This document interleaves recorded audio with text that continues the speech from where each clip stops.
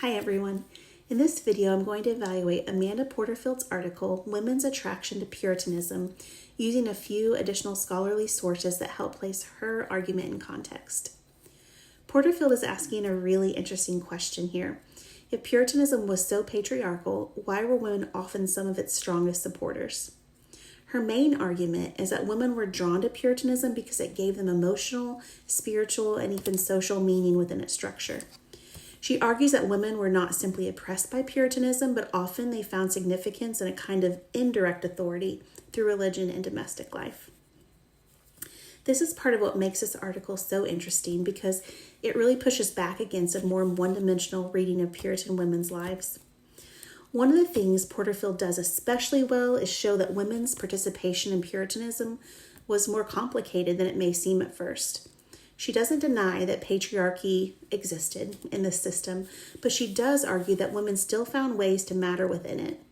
I think that's one of the article's biggest strengths because it avoids making women seem powerless or fully liberated, and instead it presents a more historically realistic picture of what was going on. This connects well with Edmund Morgan's work, The Puritan Family, which also shows how important the household was to Puritan society. Since marriage and family were seen as the foundations of both the church and the community, women had a much more important role than we might assume if we only focused on formal authority. Laurel Ulrich's Good Wives helps support Porterfield's point as well. Ulrich shows that women in early New England often held meaningful influence through their daily lives, their responsibilities and relationships, and this was true even when they lacked public power. That helps reinforce Porterfield's broader argument that women's importance in Puritan culture cannot be measured only by public or official leadership. I also think Patricia Caldwell's work on Anne Hutchinson adds an important layer of perspective.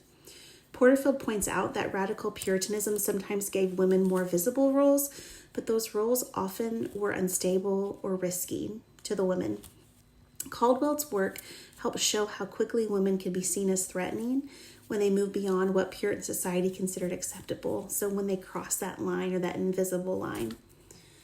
Overall, though, I think Porterfield's article is persuasive because it presents women's attraction to Puritanism as a mix of devotion, identity, and influence, and it gives a much more nuanced picture than simply saying that women were either fully oppressed by Puritanism or empowered by it.